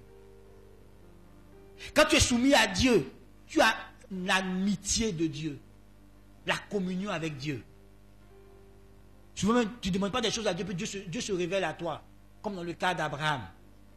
Dieu partait à Sodome et Gomorrhe, il dit, je ne peux pas cacher à mon ami ce qu'il m'a fait. Il a dit à Abraham ce qu'il s'en fait à Sodome et Gomorrhe. Tu jureras de la communion avec Dieu, de l'amitié de Dieu. Et qui a l'amitié de Dieu a accès au secret de Dieu. Donc tu auras accès à des niveaux de compréhension, des niveaux de révélation de la parole de Dieu que les autres n'ont pas. Parce que toi, tu gardes la parole de Dieu. Tu gardes ce que Dieu te dit et tu appliques. Et pour terminer, tu seras prospère. Tu seras exagérément béni dans tous les niveaux de ta vie. Quand tu étudies l'ancien peuple d'Israël, Dieu dit que si vous m'obéissez, voici les bénédictions qui vont vous suivre. Donc tu vois, quand tu as une vie d'obéissance, une vie soumise à Dieu, la bénédiction coule. Dieu libère sa grâce, il libère sa bénédiction dans ta vie. Tu auras une vie bénie. Tu deviendras une source de bénédiction parce que tu es soumis à Dieu. Donc je veux t'encourager ce matin à placer ta vie sous le contrôle de Dieu. Tu pourras résoudre des questions difficiles. Tu pourras trouver les solutions à des problèmes difficiles auxquels est soumise ta propre vie, auxquels est soumise la vie de ta famille, auxquels est soumise ta nation, parce que tu seras en prière et Dieu te parlera, et te donnera des solutions pour résoudre des difficultés, des questions difficiles auxquelles tu fais face ou qu'un membre de ta famille fait face. Parce que comme tu es humble, Dieu te fera grâce. Dieu résiste aux orgueilleux, mais Dieu fait grâce aux humbles. Comme tu es humble, Dieu continuera de te faire grâce. Vous voyez, quand Daniel est allé tout simplement dans la prière, ses compagnons, pour se soumettre à Dieu, pour dire, ah, on nous demande quelque chose que nous on reconnaît qu'on ne peut pas faire. Toi, ce peut nous révéler le songe et l'explication. Dieu l'a fait. Ils ont résolu un problème difficile. Ouais, prier, c'est un signe d'humilité. Donc je t'encourage ce matin.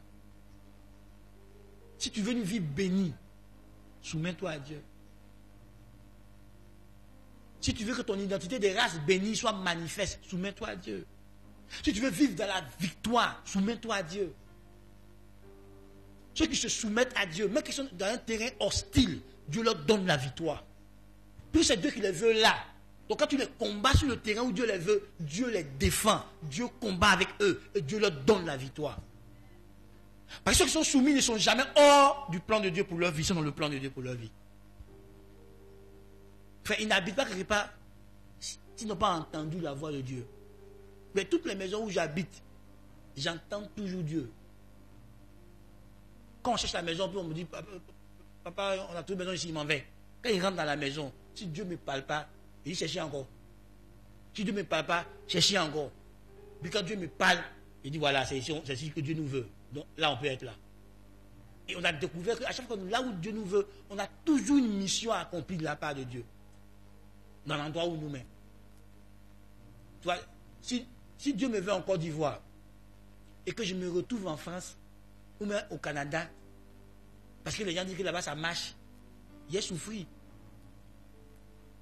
J'ai un ami pasteur qui m'a dit, mon frère, va dans un pays anglophone, Et le ministère dit, ah, tu vas exploser vite. Et Dieu ne me veut pas là-bas, il ne m'a pas dit ça. S'il va là-bas, il ne va pas briller. Parce que je ne suis pas dans le terrain de la volonté de Dieu. Et c'est ça que vous devez comprendre. Faites confiance à Dieu. Il sait ce qu'il fait. Son plan pour toi est parfait. Même si ce plan te semble tortueux, devant Dieu c'est parfait. Fais confiance à Dieu. Reste sous l'autorité de Dieu. Ne sors pas de l'autorité de Dieu. Tu vois, l'un des fruits de ceux qui vivent sous l'autorité de Dieu, lis le psaume 91. Ils sont sous l'abri du Très-Haut. Ils jouissent de la protection divine. Tout ce qui les concerne est sous la protection divine. Vis sous l'autorité de Dieu. Décide aujourd'hui de ne plus te rebeller dans ta vie contre Dieu. Je t'en prie. Décide ce matin de faire allégeance à Dieu, que tu te soumettras à Dieu. Dans tous les domaines de ta vie, tu te soumettras à Dieu. Tu laisseras Dieu te conduire. Et comme la Bible dit, si l'Éternel est mon berger, je ne manquerai de rien. Il me conduit dans de verts pâturages. Il me dirige vers des eaux paisibles. À cause de son nom, je marche dans le sentier de la justice. Quand je marche dans l'ombre de la vallée de la mort, je n'ai rien à craindre, car sa houette et son bâton me rassurent. Devant mes ennemis, il dresse une table. Et puis devant eux, il oint ma tête d'huile et ma coupe déborde. Oui, le bonheur et la grâce m'accompagneront tous les jours de ma vie et j'habiterai dans la maison de l'Éternel. Je t'en prie, frère. Sors de la rébellion. Arrête de résister à Dieu. Ce n'est pas à Dieu que tu dois résister, c'est à Satan que tu dois résister. Arrête de t'opposer à Dieu. Arrête de faire opposition à Dieu. Laisse Dieu te bénir. C'est lui qui a des projets de paix et de bonheur pour toi. Satan a des projets de vol. Satan a des projets de destruction. Satan a des projets pour te tuer, pour tuer tes capacités, pour tuer tes envies, tes forces. Dieu n'a pas ce projet. C'est Dieu qui a le projet de te développer, de t'émonder, de t'aider à croître. Satan, lui, il ne veut pas t'aider à croître. Il veut que tu tournes en rond. C'est Dieu qui veut que tu progresses. Frère, arrête de t'opposer à celui qui te veut du bien. Et oppose-toi à celui qui te veut du mal. Ce n'est pas à Dieu que tu dois t'opposer. C'est à Satan. Soumets-toi à Dieu. Parce que Dieu veut de bonnes choses pour toi. Dieu désire que tu sois heureux. Dieu désire que tu te sentes bien dans tous les domaines de ta vie, que tu prospères, que tu ailles de gloire en gloire, que tu ailles de succès en succès. Que Dieu désire ta paix. Dieu veut que tu vives dans le repos, dans son repos à lui. Dieu ne veut pas que tu sois troublé. Dieu ne veut pas que tu sois confus. Celui qui te va troubler, ce n'est pas Dieu, c'est l'ennemi. Et malheureusement, c'est avec ton ennemi là que tu es d'accord. Et tu t'opposes à Dieu. Tu refuses que Dieu te dirige. Tu refuses que Dieu te conduise. Celui qui te veut du bien. Celui qui a des projets de paix pour toi. Celui qui a des projets de bien-être pour toi. Celui qui veut te voir sourire. Celui qui veut que ton foyer soit en paix et prospère. Celui qui veut voir tes enfants bénis. C'est à lui que toi tu t'opposes, mon ami. Et tu ouvres les portes à l'ennemi. Tu dors à la colère, le diable a accès à ta vie. Tu dors des rancunes et le diable a accès à ta vie. Tu vis dans l'impudicité, tu vis dans l'adultère et le diable a accès à ta vie. Tu vis dans le péché et tu permets au diable de détruire ta vie, de te rendre malheureux, de te rendre misérable. Et quand Dieu vient te dire, mon enfant, viens à moi, tu refuses. Quelqu'un qui a des projets de paix pour toi. Quelqu'un qui te veut du bien. Quelqu'un qui désire ton avantage, ton profit, ton bien-être. Tu t'opposes à lui. Frère, je t'en prie ce matin, soumets-toi à Dieu et tu seras heureux dans la vie.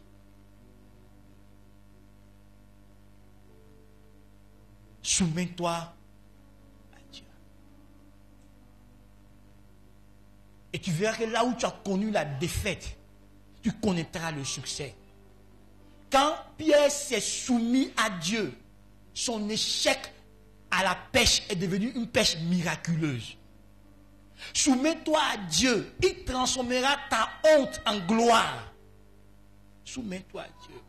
Quand Anne s'est soumise à Dieu, Sa stérilité est devenue fertilité abondante. Soumets-toi à Dieu. Il réécrira l'histoire de ta vie. Soumets-toi à Dieu. Il reconstruira ton foyer. Il reconstruira toutes choses. Soumets-toi à Dieu. Le changement auquel ton cœur aspire dans ton foyer, le changement auquel ton cœur aspire pour tes enfants ou pour ta propre vie, soumets-toi à Dieu et Dieu te transformera. Et Dieu transformera ta vie. Je t'en supplie ce matin. Mets ta vie sous le contrôle de Dieu. Place ta vie sous le règne de Dieu. Si Dieu règne dans ta vie, tu verras les choses changer. On est dans l'année des progrès. Si tu te soumets à Dieu, tu connaîtras des progrès. Tu connaîtras une évolution grande qui va te t'étonner. Soumets-toi à Dieu. Si tu désires progresser, soumets-toi à Dieu. Place ta vie sous le contrôle de Dieu. Laisse Jésus régner ta vie. Laisse Jésus être aux commandes. Laisse Jésus conduire les choses. Tu seras heureux.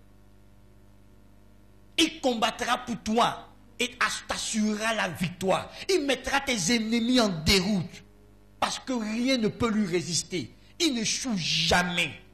Il ne perd jamais une bataille. Si tu lui confies des batailles de ta destinée, tu accompliras ta destinée. Tu remporteras de grandes batailles. Tu vaincras la sorcellerie. Tu vaincras les démons. Tu vaincras. Tu seras plus que vainqueur. Si Jésus marche avec toi, tu auras une vie de triomphe permanente. Soumets ta vie à Dieu. C'est sur ces paroles que je te laisse. Réfléchis. Ferme les yeux.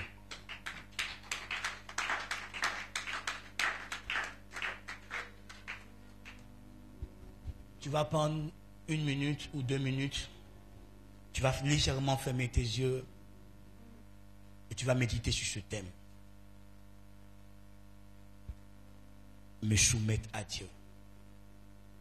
Et tu as une décision importante à prendre ce matin.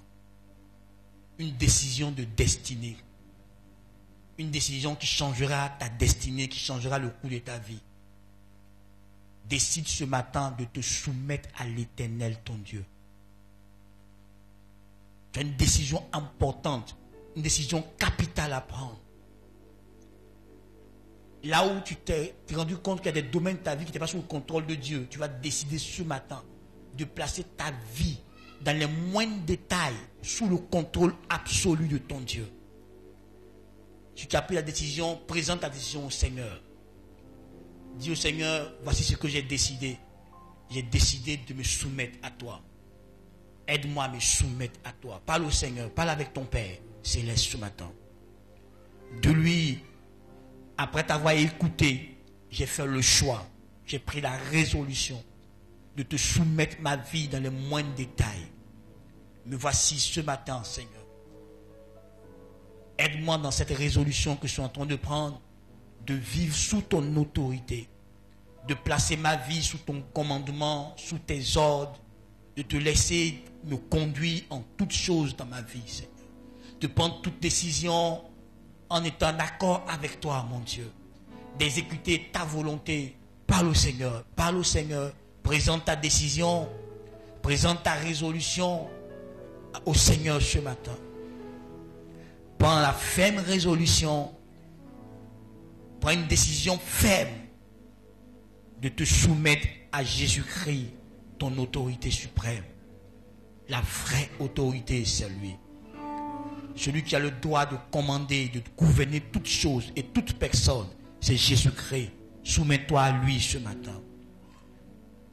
Accepte qu'il soit ton Seigneur, qu'il soit le Seigneur de toute ta vie, que ce soit lui qui décide, et soit lui qui te guide, et soit lui qui te contrôle, et soit lui qui te mène dans la vie. Prends cette résolution ce matin et soumets-la au Seigneur. Demande son aide, demande son assistance, car sans lui nous ne pouvons rien faire. Alors demande son aide ce matin. Dis au Seigneur, je veux me soumettre à toi. Je veux te soumettre mes pensées, te soumettre mon cœur, te soumettre mes choix, te soumettre mes décisions, te soumettre mes habitudes, te soumettre mes réactions. Je veux être conduit par toi. Je veux être guidé par toi. Seigneur, me voici. Je veux vivre sous ton autorité. Je veux vivre sous ton contrôle absolu. Que tu sois le maître de ma vie, celui qui me contrôle, celui qui me guide en toutes choses. Je veux que mes choix soient en harmonie avec les choix que tu as pour moi. Je t'en prie, mon Dieu. Car je sais que tu me veux du bien. Je sais que tu me veux du bien. Je sais que tu veux mon bien, Seigneur. Je sais que tu désires ma prospérité. Je sais que tu désires mon bien-être, Seigneur. Alors je ne veux plus te résister. Je ne veux plus me rebeller à toi. Je veux me soumettre à toi et m'opposer à l'ennemi. Je veux me soumettre à toi, Seigneur. Je veux vivre selon ta volonté et non selon mes passions. Je veux vivre selon toi. Je veux me soumettre à toi, Seigneur. Aide-moi à résister à mes passions. Aide-moi à résister aux passions, aux convoitismes qui font la guerre à mon âme. Aide-moi à garder la parole de Dieu et à vivre selon la parole de Dieu. Seigneur, aide-moi à me soumettre dans les moindres détails de ma vie. Que tu sois celui qui me conduise. Oh mon Dieu, je me soumets à toi. Aide-moi, Seigneur. Je te reconnais comme l'autorité suprême, comme l'autorité de toute autorité. Et je veux me soumettre à toi, Seigneur. En appliquant fidèlement ta parole jour après jour, nuit après nuit dans ma vie. Ce matin, Père, je t'en prie, donne-moi la force de me soumettre à toi, la force de me placer sous ton autorité, sous ton commandement, sous tes ordres, sous ton leadership et de te suivre, mon Dieu. Oh Père, aide-moi à être ton suiveur.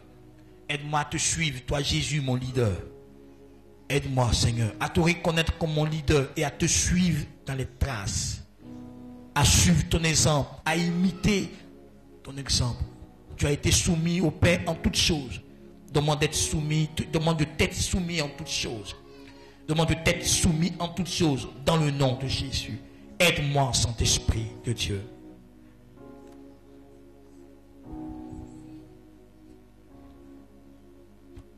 Alléluia. Gloire à Dieu.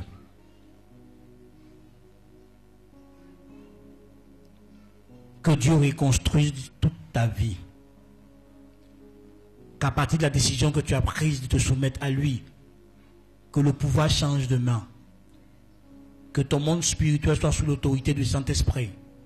Qu'aucun démon ne t'influence. Qu'aucune personne ne t'influence. Mais que tu sois influencé par le Saint-Esprit et que ta vie soit transformée chaque jour. Que chaque jour ta vie devienne meilleure.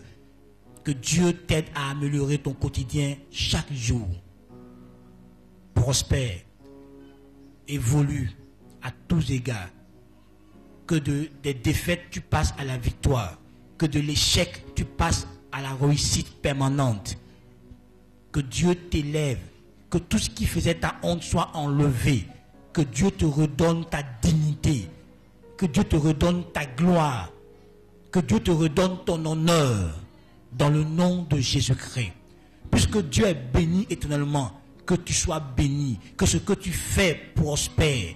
Que tu aies de l'impact dans tous les domaines de ta vie. Que tu atteignes tes objectifs. Que les résultats que tu cherches, que tu puisses obtenir ces résultats par la grâce de Dieu. Avance, évolue et que ton témoignage démontre que Jésus-Christ est Dieu partout où tu es. Sois béni dans le nom de Jésus.